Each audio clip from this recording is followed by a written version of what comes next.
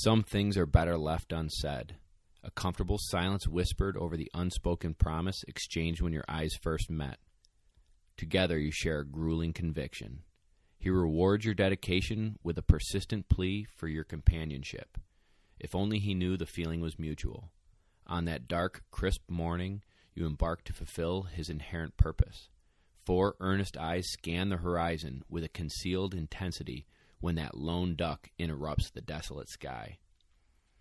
The crack of your gun unleashes a frantic hunger to retrieve his fallen prize. He returns, fully saturated and satisfied, with the fragrance of gunpowder generously lingering. Together you share a promise kept. It's feelings like this that remind you they're reserved for a select few. There's no need to fill them with empty words. Some things are better left unsaid. Welcome. Lone Duck's Gun Dog Chronicles, Episode 1. I am Bob Owens, the president of Lone Duck Outfitters and Lone Duck Kennels.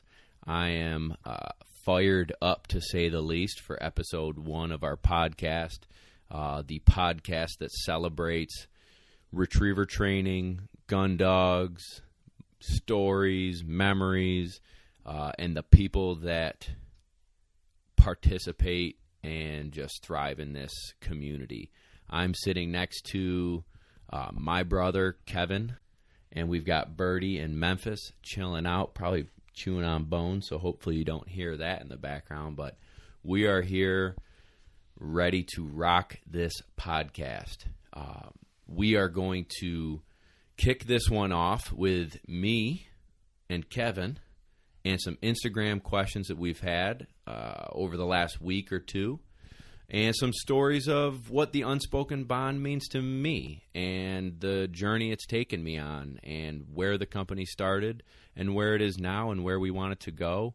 And hopefully you all enjoy the stories. I'm going to hand the mic over to Kevin for a second to introduce himself, and then we'll get rolling into Episode 1. Hello, everybody. Welcome to Episode 1 of the Gun Hold on, Dog. let me stop you right there. Yes, that's Kevin. We both sound alike, so go ahead, Kev. So giddy up. I'm Kevin. I am fellow hunting waterfowl enthusiast, new to the gun dog world. Like Bob said, I have Birdie. Bird's got her junior title, and this is exciting for me because I get to learn a lot alongside everybody else. New to the gun dog world, so I have a lot of the similar questions that everybody else does, so it'll be a good time. Sweet. Kevin is going to help produce this. He's extremely savvy in the tech world. He is very talented with search engine optimization, website, web development, and just a really cool guy, and I'm excited to have a project that I can share with my brother. So I'm excited to have him on with me. And with that being said, let's get into some of our memorable retrieves. The first one... Yeah, tell me about, you mentioned a little bit of the Unspoken Bond there and where all that came from, and really just the heart and soul of Lone Duck Outfitters, which is a pretty exciting story. But tell me about that first hunt. We've got an old hunting dog buck. I have my own special memories with the old guy, but tell me about that first lone duck story. Yeah, so actually that, I don't know if you'd call it a poem or a story that myself and my buddy CJ wrote when Lone Duck started, oh man, in 2012. Look up how old that is. 7 years? 8 years? Not a mad guy. 6 years? I don't know. Anywho, that part. When I was telling CJ about my company and what the Unspoken Bond means to me and what the relationship that Buck and I have and how I would tell the story about his first retrieve, and I kind of put that into an email, and he kicked me back that like super eloquent and a little bit, I don't know, maybe the word flamboyant isn't the right word, but I'm going to throw it out there, CJ. Flamboyant, but it's anybody who does what we do feels this way. So you pick that puppy out, starting from the beginning. Some things are better left unsaid. a comfortable silence whispered over a promise exchanged when your eyes first met. When you pick that puppy out, you begin a journey that is just full of hopes and dreams and memories to be made, and what will it grow up to be like? Will it be the dog of my dreams, right? So when your eyes first met, boom, there you go. And then from the minute you get that puppy, you start working with it. You start taking it into the fields and its first swims and first retrieves, and you start building this relationship and this bond that some may call unspoken. I can really relate to that. It's been pretty exciting with Birdie. Bird's a 1.5 years old right now, and so we've been able to really relive all of that with Buck and through Memphis and Boss. Yeah, and we got a whole lot of family hunting dogs. We got a lot of dogs. A lot of dogs to choose from when we go out hunting, which is great. But it's been really exciting for me with Birdie because we've been going through all of those same things in this past year with her first pheasant season and her first duck season, and we've even had some lone duck road trips with little birds, so I can relate to that. It's been great. Cool. So, again, going back to the Unspoken Bond poem, this is a true story, and it involves my buddy Dave, and Dave is about to get out of the Army. He's been in it for several years now, serving the country and kicking some butt, but this was back, Buck's 8 years old now. Long time ago. Yeah, so this was 7 duck seasons ago. It's probably about how long lone duck was around. Yeah, you're probably right. So anywho, 7 duck seasons ago, Dave and I went out into a place called Ox Creek. Remember that? Yeah. We haven't been back there in forever. No, we haven't. And it's probably because there weren't a lot of birds. It's true. One lone duck. One lone duck, exactly. So Dave sat there all morning with me and Buck, and it was our first hunt, and the sky was clear, and the water was glass, and we basically were just drinking coffee and sitting there. We didn't know how to blow a duck call. We didn't know what we were doing. And all of a sudden, that one lone duck breaks over the sky and kind of loops over the decoys and swoops in, and we bust every shell out and have to sort of knock this bird down. It was a Drake wood duck, turned out to be a Drake wood duck, and all that time I had spent with Buck, preparation and learning from everybody, reading books and DVDs and everything that you're supposed to do, all of that work, all of that time, all of those hopes and dreams culminated in that one lone duck. So it was,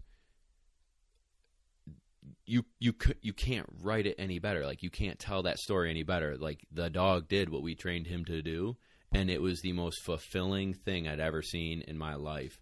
And it started us on this path, traveling up and down the East Coast, out west to Missouri and Arkansas, and just a lot of miles.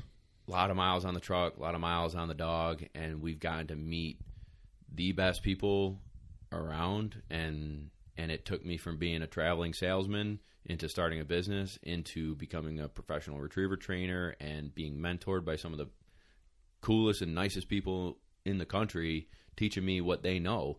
And that's what this podcast is for, bringing those people who've taught me onto this podcast and sharing their knowledge with our listeners, and hearing their stories about the Unspoken Bond and the dogs they've had in the past that really changed their life and brought them into where they are now, and winning Super Retriever Series and, Master National Plates. And I'm excited. I think it's a great opportunity. I mean, I listen to the same podcasts I'm sure everybody else does, where, there's some really good hunting dog podcasts, and there's some other, big game hunting podcasts that I'm sure everyone, can relate to. But the retriever training podcasts are pretty much non-existent, and so I think this is a really cool way to get in touch with people. We've got a bunch of Instagram questions that people have sent in. We're going to go through those.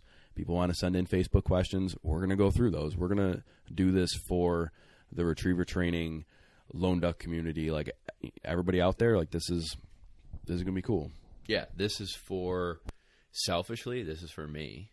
Like, the number one reason I wanted to start a podcast was to connect with my idols, connect with my friends again, and share those relationships that we've built with everybody. And we're all sponges, so we can learn something from everyone, and the tips that we'll hear, might not be something that changes the world, but it's going to be fun to listen to. We're going to have a good time doing it, and knowledge will be plentiful. So we're going to hear stories about these guys that are talking about their first dogs and helping us with our tips.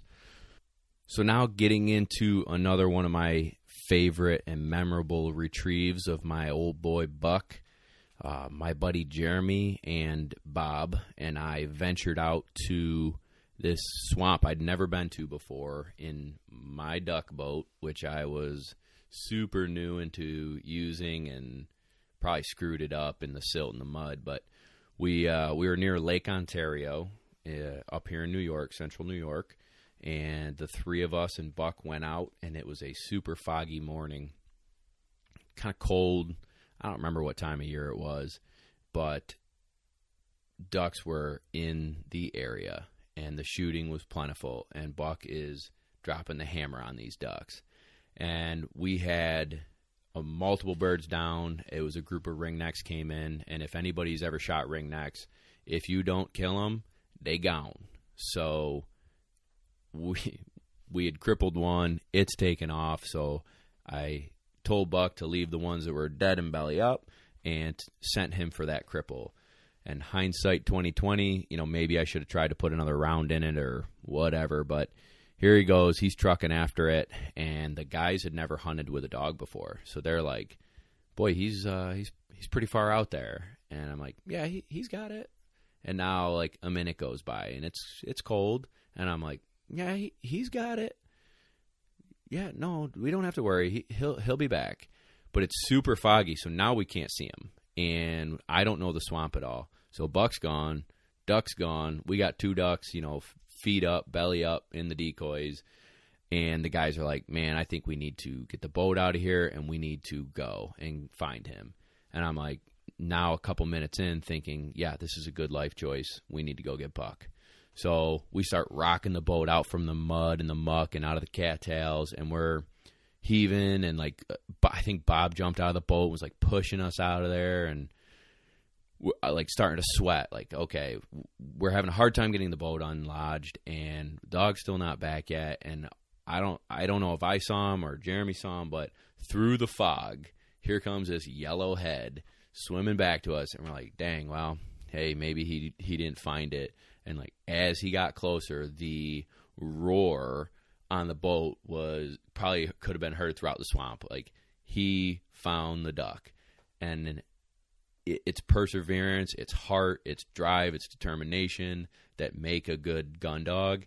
And that retrieve was probably one of the first that showed how big a heart that dog had. And there's a couple other stories like that, and you have one that I wasn't in on, but yeah, the dude he's a beast. He's definitely a beast. This is he's a special dog. He's definitely one of the first hunting dogs I've ever hunted with, but he's just a special dog, and I'm sure everybody can relate to that. But one time we were out hunting with my dad and Bob, of course, and old Buck, and he was still a young dog, and we were hunting on a river system in central New York here, and we were kind of like on the opposite side of an island where the river split, and so we're sitting on this side of the river and put down a duck, and the duck started floating away down around the river bend, and just around the river bend. cruising down the river. And it was what, a hoodie? Yeah, it was a hooded merganser, and sent Buck. Bob was gone. I don't know where he went for that, but my dad and I were just sitting there like, man, he's gone for a long time, and that's thick river current, like it's moving. We're sitting there, and this was actually before we even had a duck boat, and so we had kayaks. This was old. This was an old time. So we, middle of winter, kayaking around. So I start dragging the kayaks out, and old Buck started swimming around the corner with that bird, and it was probably 5 minutes had gone by, and he was swimming upstream, and he just got out of the water like, let me have another one. He's just an animal. Yeah, I think, just to reiterate one of the comments I made earlier, is heart and determination and love for what they do. You can't put that in a dog. You can't train that. You can't teach a dog to not give up in those circumstances. You can make them do certain things, and you can teach them along the way, but their heart and the grit in their gut is something that is God-given, and their parents and grandparents gave it to them. And but you train it. You train it and like nurture that, sure, which is exciting and just super cool to see. But man, some dogs have it, and some dogs might grow into it. Yeah, they might grow into it, but man, still, some of them you can see it in them. Ferocious. That dog would have swam through fire that day. Like nothing was stopping him through that. For sure. So that's another one for old Buck, but I want to give Memphis a little love. She's right now. She's sleeping right now, but she'd appreciate some love. Yeah, she's out cold, but I want to give her a little bit of love. She is the lone duck mascot right now. Buck's a little bit retired. He comes out of retirement once in a while. He's a little achy and sore, and honestly, he really doesn't like playing around the puppies. He's an ornery old guy now, but Memphis, she's the real deal. She loves the game. She's another one that has a ton of heart, great eyes, great disposition, just wants to please, and will, like, she's either sleeping or she's running. I was telling somebody that the other day. My favorite story about Memphis was this winter when we were doing our winter training trip in South Carolina. We went to a pretty wealthy gentleman's impoundment. It's like his duck camp. And they have blinds all around this flooded cornfield. And birds were plentiful. I mean, the shooting was good. It was a really intense and fun time. And these guys are like, I'm here to show off. Like, I'm here to show off my skills and what I can do with a dog. And the pressure was on, too. Like, the guys I was hunting with were like, you need to show up. This don't suck, Memphis, right? Like, they're busting my chops. Yeah. And, you know, I knew the pressure was on. Did you get nervous? What's up? Did you get nervous? So, no. I mean, I think I didn't hit a few ducks right off the bat, and I got into my groove. But, you know, I knew that I wanted to impress these guys, and I knew that, you know, good business things could happen if we do, sure. right? Sure. So, here we go. A couple of the other dogs that are in this impoundment that are hunting with the other guys aren't doing their job, and there's a couple of other guys' birds down, and like ours land across a dike, and she's got us in and out, and you know, kind of cool stuff. So the shooting ceased fire, and it's time to pick up some birds. And my buddy Ollie, who I'm sitting in the blind with, yells over to the other guy, and he goes, "You ready to watch this?" And I'm like, son of a gun. And we went bird for bird for bird for bird. And people were yelling from their blinds, "We got one over here," and like pointing to it and back, and couple whistles. And she just was a nailing them. Workhorse, dude. Workhorse. And I can't, like, when the last bird was picked up and she's sitting next to me in the Momarsh blind, like, looking up at me, I was like, oh, wow, we got something here. Like, it's a special dog. Yeah. I was so proud of her, and people were, you know, doing the old pat you on the back and what a nice dog she is. And yeah, I couldn't. Anybody else's dog do that? Well, don't tell Steve this, but old Safe, she had a great hunt too, actually. She did really, really well for those guys. They were on a far end of the swamp, so we didn't get to see her work that day. But, yeah, it was, you know, maybe 3 or 4 different groups of hunters that got to see her do it we've trained her to do. And, man, that's something special and something to be proud of. And It's really cool. It's like, even if, I feel like waterfowling is really cool because everybody has, in varying levels, but a love for dogs and then a true appreciation. Even if you don't have a dog, you like watching a dog work. Well, everybody loves dogs, but I feel like, waterfowling, there's that partnership and, I guess that bond between the shooter and the retriever, and it's just incredible. Yeah, again, some may call it the unspoken bond. Genius. Unspoken bond. Yeah, I'll pat myself on the back for that one again.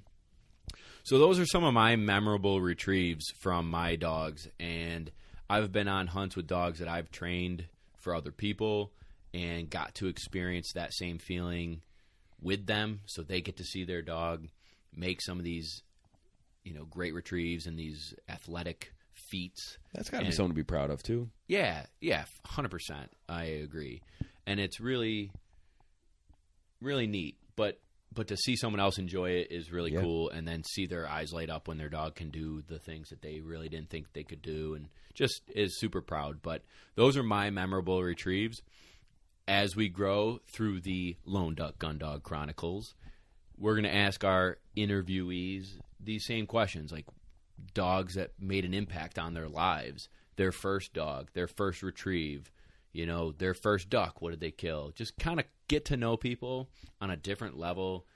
Not super interview style. I want it to be conversational and enjoyable and relaxed and fun. I'm not a very strict kind of guy, so I don't want it to be like, all right, question number 1, what kind of food is your favorite? Right? Like, that stuff stinks. So we're going to ask really cool questions and get these guys to open up, guys and girls, to open up and have fun and talk about their dogs, talk about their lifestyle, and share that with everybody. But now, getting into the question number 1, Kevin's going to read off some of your Instagram questions. So we've been fortunate to get a lot of excitement around Lone Duck Chronicles, and I'm pretty pumped, too. Gun Dog Chronicles, Kevin. We're working on it. We're working on it.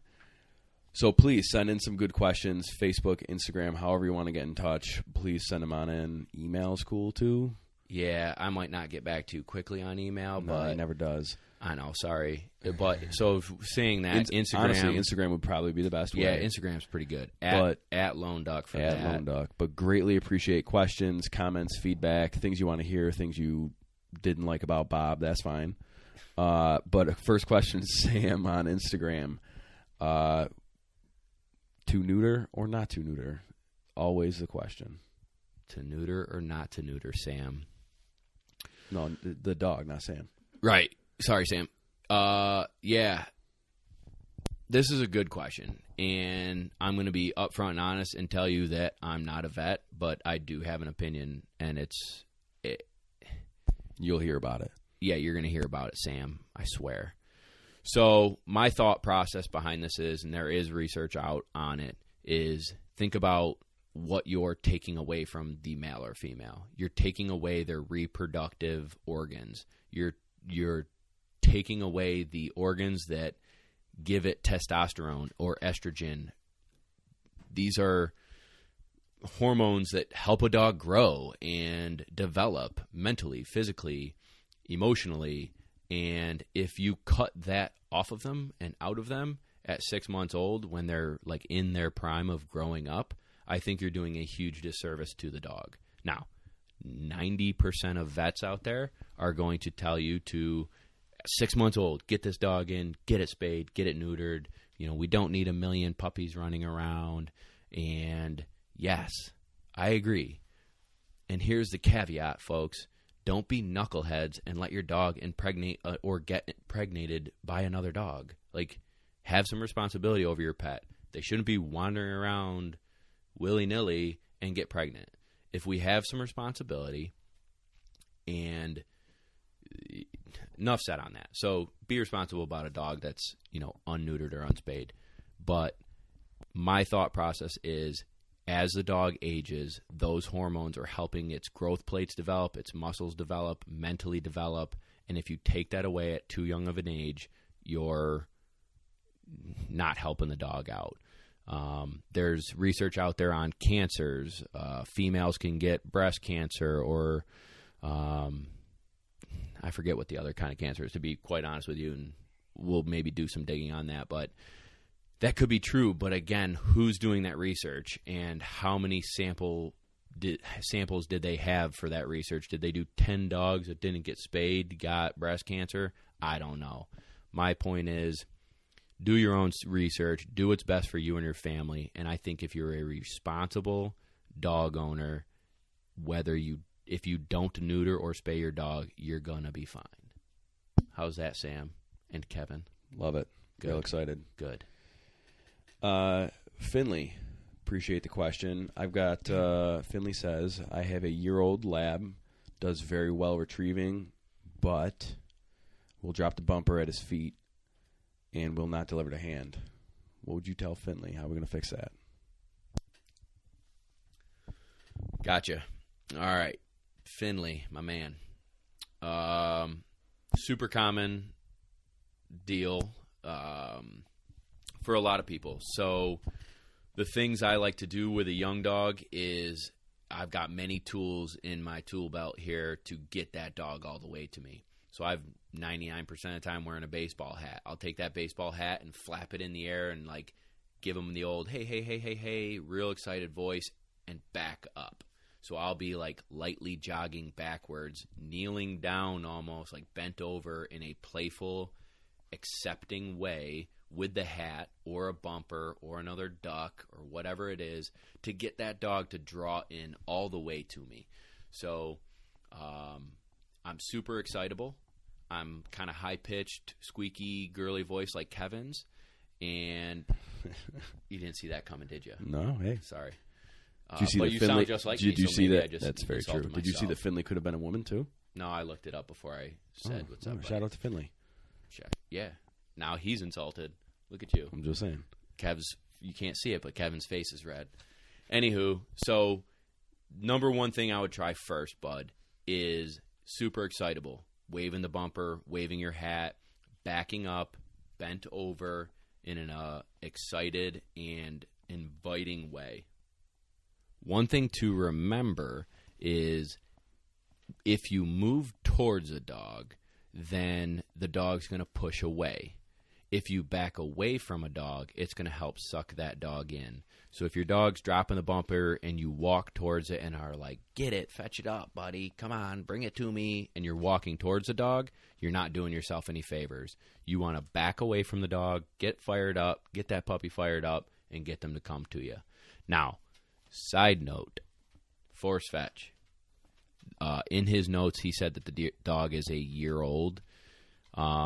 And I don't know Finley personally, or I don't know if I even asked the question like to follow up with him, whether he force fetched the dog or not. But that would be another avenue you could dive into, and that would be teach the dog hold, go through force fetch program, and teach the dog to truly deliver to hand.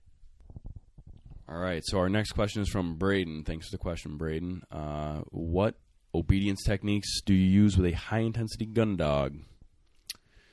The old adage is if you've got a fast dog, go slow, and if you got a slow dog, go fast. So quick example would be Memphis is super high drive, super intense, and kind of crazy. So I am more calm. My voice, my movements are more slow, subtle, and I take my time. And the other end of that spectrum would be like Katie. Katie the Chessie is a little bit slower. So I move fast, I'm quicker, I'm high-pitched voice. A little bit more excited. Yeah, more excited. I'm getting her jazzed up. If I get Memph jazzed up, hang on tight. You know what I mean? So with a really fast, high-intensity dog, heel work, go slow, slow steps, corrections throughout. Take it easy. Just move through the program and work the dog through. And if you take that approach, you should be able to keep the dog in a little bit more lower end. Awesome. So our next question is from Travis, who's starting the hold process of force fetch with his dog, and the dog is spitting the bumper if he lets go of his dog. So how are you going to help Travis? Gotcha. So a little bit more background on this. Travis has been working on hold for a few days now, I guess. And the dog has started to accept the paint roller in his mouth and is not fighting him anymore. But as soon as he relaxes and lets go of the dog to like just sit there and hold it, dog spits it immediately. So what I do, I'm right-handed. So I've got my left hand on the dog's collar. I've got my right hand like palm up, fingertips going towards the dog's throat, right? So like my hand's underneath his jaw, and my thumb is in front of his mouth, right? So if he spits the bumper out, it's going to hit my thumb. I'm going to push the bumper back in with my thumb. So you're kind of acting as like a barrier so it can't get spit out. 100%. Then with my palm, I'm going to pop the dog underneath the jaw. Not aggressive, not crazy, just a minor correction and hold. So just pop. so he knows. Yeah, you're just uncomfortable, comfortable. You do good things happen. You don't, you're going to get a little pop under the jaw, and the bumper's still going to be in there because my thumb's there, right? Does that visualization, like, as I'm explaining it to you? Yeah. No, I got you. So then what I'll do is, because he's saying, like, if he lets go of the dog will spit it. Now I'm going to move my hand just a little bit further away and be ready. So your job is to talk calmly to the dog, pet him behind the ears. Good hold. They start to spit it. Wham. There's your thumb. Pushing it back into their mouth. Pop them on their jaw. Good. And it's an immediate correction. It isn't like you wait I don't let the dog spit it. Right. Like, my timing is quick so that the dog doesn't spit it. Now, trust me, I'm not perfect, but 90% of the time, the dog can't spit the bumper out because my hand's right there. And then, to be honest with you, like, to take one step further into this question, I don't focus on hold. Like, force fetch teaches the dog to grab something, have it in their mouth, and not drop it until I tell them to. So if you do force fetch properly, hold is going to be there. The only reason I really do hold is to get the dog to kind of submit to having something in their mouth and get comfortable doing this stuff. So I don't like a half-step process. Kind of, yeah. You kind of half-step it, if you will. Right. So don't worry too much about hold. Don't spend 2 or 3 weeks on hold. I spend like 3 or 4 sessions on hold, and they're like 3 to 5 minute sessions. So once the dog stops chewing the bumper, rolling the bumper with their tongue, and like banging their head around trying to get you to let go of them and spit the bumper out, once they kind of chill and go with the program and like stop freaking out, boom, I move on to your pinch. Next question. All right, so our next question is from Andrew. Andrew's been using bumpers just about 99% of the time and just got access to some frozen mallards, which is great, but his dog doesn't really like them. Dog's not a fan yet. So how are we going to fix that? Andrew, I know your pain, buddy. When Buck was a puppy, I had a hard time finding birds as well, and so it took him a little while for that light bulb to go off and have him realize that birds were his best buddies. So here, a couple things you can do. Like, one, Kevin had made a comment about, like, hey, wouldn't force fetch fix that? Like, yeah, of course it will. Is it going to fix it all the way, though, or like other things? Yeah, yes. It would fix it all the way. Again, force fetch, just to digress for a second, force fetch is twofold. One, it teaches the dog how to learn. So we apply pressure, ear pinch, toe hitch. Pressure gets turned off by having the bumper go in the dog's mouth, and praise. So the dog's learning that complying quickly with a command, pressure gets turned off, and good things happen. So it's just like a light pressure, so the dog's kind of uncomfortable, doesn't really like it too much. Right. And again, maybe depending on the dog, you're increasing pressure, decreasing pressure, reading the dog's body language, figuring it all out, but correct. Like, I'm applying uncomfortable situation, show him how to get out of that, teach him, show him how to turn that pressure off, and the dog's going to all of a sudden become snappy and turn that pressure off. So force fetch number 1 teaches the dog how to learn. Force fetch number 2 teaches the dog how to go and get something, bring it all the way back to you, and deliver it to hand without dropping. So, for instance, Kevin shoots crippled birds all the time. But you got a crippled bird, dog has to exit, the shoreline and bring it up the shore to you. They drop the bird to shake off. Duck flies away, runs away. Wild goose chase. Where do you think they got the term, right? So with force fetch, it's going to teach that dog, get out of that water. Don't drop the bird. You can shake off if you want or don't shake off. I don't care, but don't drop that bird. Bring it all the way to me. I'm going to take that bird from you. Now you can shake. Now you can do whatever you want. Life is good. So, again, twofold, teaches the dog how to learn, and 2, it teaches them to properly and gently deliver to hand. So, to answer the question in simplest form, Andrew, force fetch, right? That'll do that. But maybe Andrew doesn't feel comfortable force fetching. Maybe that's not what he wants to do. Maybe the dog's too young. I don't know. Maybe he's 3 months old. We don't force fetch dogs until they're 6, 7, 8 months old. That was going to be a question I had. Is at what age would you recommend personally, like when someone sends you a dog and says, hey, this is something I got to do, but I got a 3-month-old, when would you say, hey, come talk to me. Let's try and create a plan for success for your dog. Gotcha. When's the ideal age? Yeah, that's a good question. So general rule of thumb is we don't start force fetch until the dog has its adult teeth, which is like 6, 7 months old. So once all their adult teeth are in, that's when you can kind of begin that process. For us in our gun dog program at Lone Duck Kennels, we take dogs in at 6 months and up to, I've got Grace right now that's 6 years old, and she's going through force fetch. God have mercy on us both. But, it doesn't matter. We can teach her, and we're going to work her through it, just like I can teach and work through that 6-month-old. So same process, 2 different dogs, 2 different ages, same process. But anyways, so I'm not doing force fetch on a 3-month-old. I'm not making a 3-month-old do anything. 3-month-old, they need to be people, places, and things. Socialization, fun. Life is great. People are great.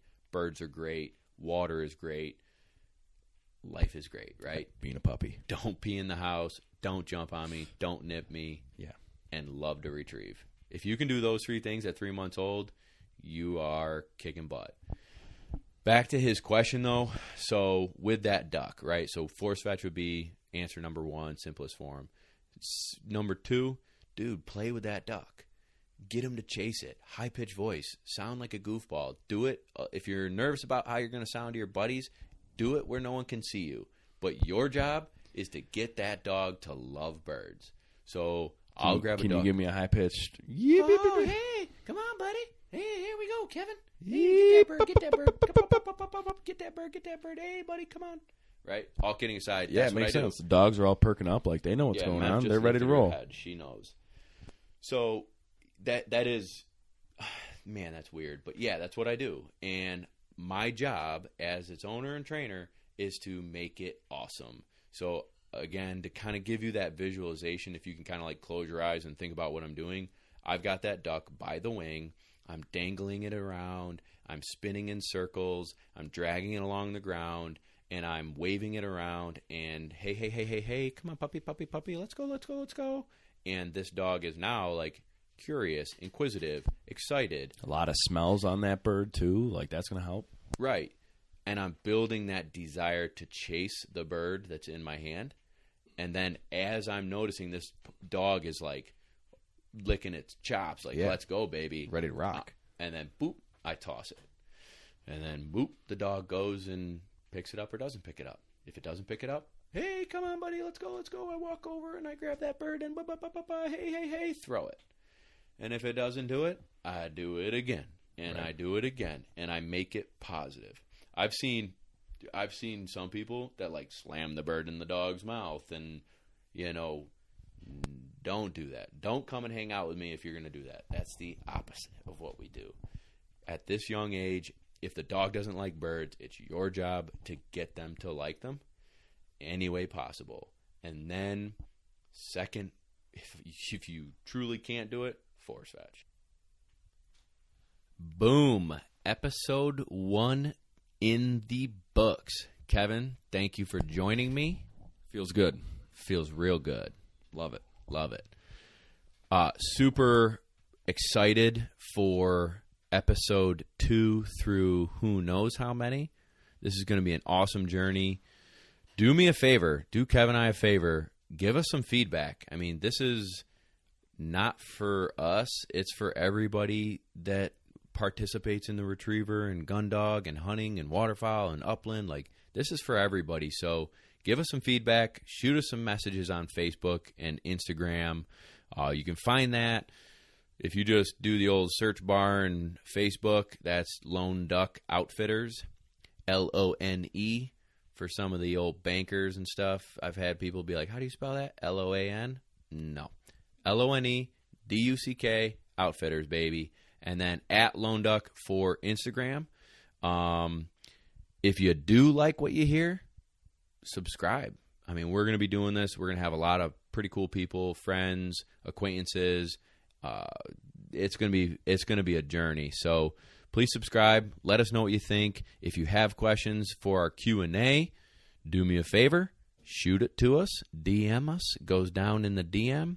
And in the fine words of Dr. Dre, get ready for the next episode.